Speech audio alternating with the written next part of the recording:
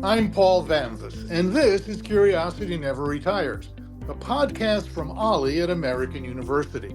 Curiosity Never Retires is a peek, a preview of one of the many courses on many subjects that Ollie at American University is offering this fall. Today, that topic is the literature of Thomas Hardy, the author of some of the best-known and most admired novels of the 19th century, including Far from the Madding Crowd, Test of the Dubervilles, and The Mayor of Casterbridge. Hardy was one of the best known of the Victorian age novelists, but he's not much read today. To tell us about Hardy and the study group she's leading about him is Linda Freeman. Welcome, Linda.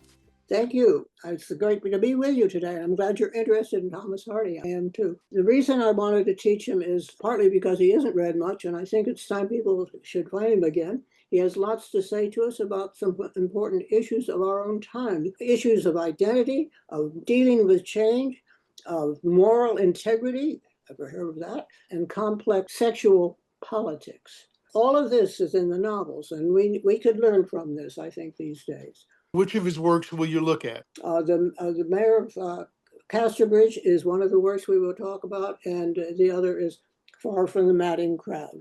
Well, many of his novels are long and complex stories spanning years or sometimes even decades of their characters' lives. That seems to me, at least, and disagree with me if you do, unlike much of modern fiction. What do you hope your students will take away from the course? I hope they will take away some pleasure from reading the works of Thomas Hardy. I hope they will also learn a technique of reading big books. Many of the members of the study group had very busy work lives, and when they come to retirement, they want to do some recreational reading. And because they haven't been doing this all along, they are a little afraid of some of the big novels like Moby Dick or Middlemarch. And I hope to give them some techniques to work with and how to analyze these long literary novels and concepts to equip them so that they can bring up subjects like pathetic fallacy at cocktail parties. It's a great conversational gambit. And the other thing is, if they can read a novel by Thomas Hardy, they can read other novels by Thomas Hardy, and it is a transferable skill to the rest of the 19th century. What have you thought of those film versions, and how well do they relate to the novels?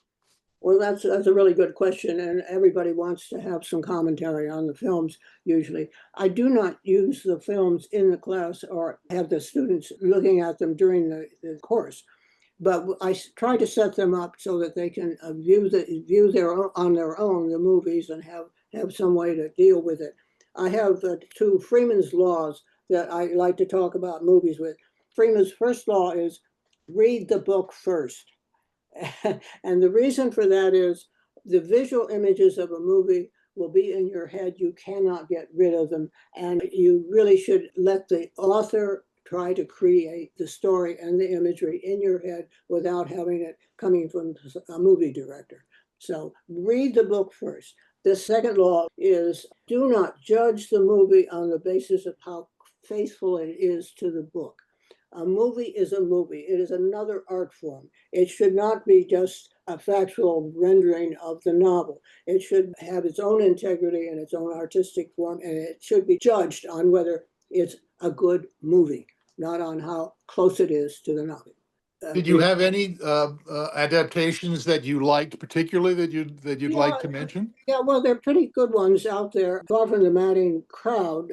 First of all, by the way, madding is not maddening, it's madding. That means frenzied as opposed to being angry. It is the title of this novel is from Gray's Elegy in a Country Churchyard, and it's his term, madding. It's really meaning of getting away from the turmoil of the city and being in the country. And almost all of Hardy's works are set in the countryside.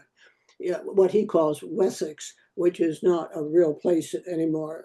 It was, I guess, part of West Saxony, but it is Dorset, and largely Dorset. And some of the novels overlap with characters in the same characters in different books. At any rate, about the films, Madding Crowd, there was a silent movie made in 1915. There was a very famous one made in 1967 with Alan Bates in it and Julie Christie. I would recommend that one as the best version of this book, but your mileage may differ, and you have your own opinion too. There is another one that was on television in Britain, but I think the 1967 one is probably the best. There was a more recent one in 2015, and that was with Carey Mulligan. Your expertise extends beyond Hardy to other writers of the period. Why did you study Victorian literature? The whole Victorian period interests me because there's so many similarities to our own day. I mean, in the 19th century, Britain was the richest country in the world. It was also the most powerful country. We have been the richest country in the world and the most powerful country in this past century. And in both cases, pockets of poverty that were really bad and needed much attention. And in the 19th century, Britain was in a variety of small scale wars, and we've had a series of those for a long time now in this country. So there's some things in common with the 19th century in Britain. Our own history in the 19th century was so focused on the Civil War that it's not quite the same comparison, but so we can learn from the 19th century in Britain. The other thing about the 19th century in Britain is this is when you really begin first hearing the great women writers. You hear their voices, they're very strong. And we're talking about Jane Austen and the Brontes, all three of them, and Elizabeth Gaskell and George Eliot and Elizabeth Barrett Browning and so on. Mm. So Hardy's novels came out of an era when novels were more than a diversion. This is pre-psychotherapy, psychology. They were often the way readers explored the larger questions about life. What do you think studying literature and the humanities in general can do for readers? Do you think they can still serve these kinds of purposes? I think they serve new purposes, and I think they're very important purposes, and I think they need to be developed more and paid attention to. The reading fiction is a way to develop the imagination of the reader. And when the imagination of the reader is developed enough so that he can put or she can put herself in somebody else's shoes because they've had experience doing it with fiction, this develops empathy, the ability to have empathy with other people. Imagination can help develop empathy, and literature helps develop empathy. And this is what is in very short supply these days. Mhm. And you feel that the studying of the humanities in general has the same sort of Absolutely. value and effect? Yeah, I do. And I think also that there's some interesting new work out there that reading fiction is good for all of us. And the reason it is good for all of us is a way of avoiding memory loss or dementia in some form or other. And the reason is it requires the same skills you have with interacting with real people, because you meet a guy on page 3 in your novel, and he shows up again on page 37. And you're supposed to remember some things about this guy. It's like meeting somebody at a party, and you have to kind of remember what it was. And it requires those kinds of skills, which keeps the mind active and involved and not damaged. Linda, you talked about the value of reading fiction and what fiction will teach you. A lot of people these days tend to either shy away from fiction or really focus on nonfiction. Why is reading fiction provide things that reading nonfiction doesn't? And what kind of reactions do you get from different people? Okay, well, let's take the first part of that question first. What happens when you read nonfiction? In many cases, or most cases, nonfiction is easier to read. You do not have to remember about the guy on page 3 than on page 37. It comes in chunks, and you read what is of interest to you, and you leave the rest and don't have to worry about remembering it from section to section. You only read one section. If you find somebody is tending to read only nonfiction, it's quite possible that that person is dealing with memory loss at that point, because fiction is too hard for that person to read. And it's not exactly a diagnostic tool, but it might be an indicator of something that needs following up on.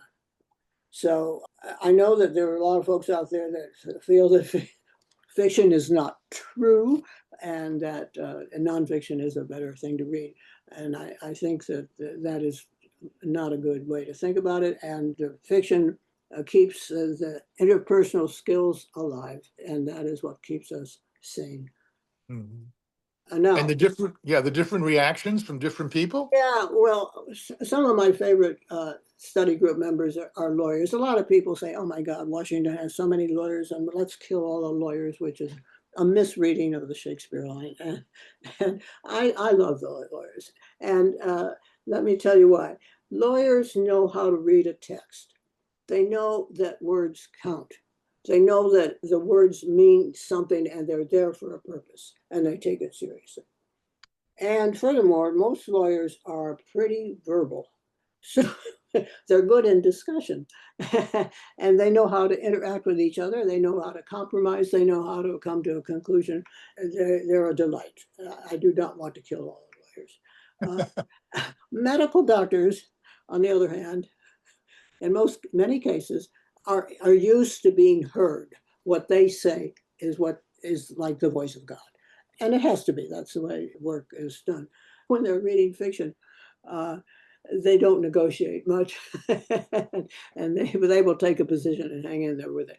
One of the reasons I like having physicians in the class is because in some ways there are illnesses in the 19th century that people die of, and we don't know what it would be called today, what the disease was that takes them out. What's wrong with Tiny Tim, for example? This is a classic one, and doctors can have different opinions. But I love all the members of my class, but I particularly am fond of the lawyers. Linda, thanks for taking the time to talk about your course, and good luck with it. I'm sure a lot of people are going to want to take it. Well, thank you. Curiosity Never Retires is produced by myself, David Flaxman, Andrew Hiller, and Jesse Williams. It's presented by Ollie at American University. Our theme is background music for video by Pixabay. We hope you'll look for more of our podcasts about Ollie's fall offerings. For Curiosity Never Retires, I'm Paul Vamvas. Take care.